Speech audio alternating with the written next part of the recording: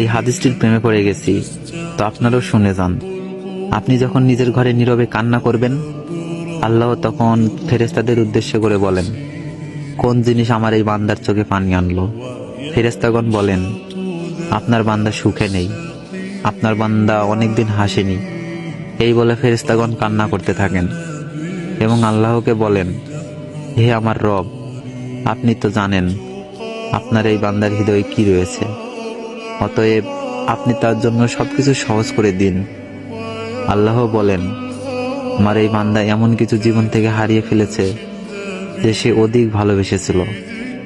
অতএব আল্লাহ বলেন, আমি শপথ করছি, আমার বান্দা যা তার জীবন থেকে হারিয়েছে তার চেয়ে উত্তম জিনিস আমি তাকে এনে দিব, যা দেখে দুনিয়া ও আখিরাতে সবাই বিস্মিত হবে।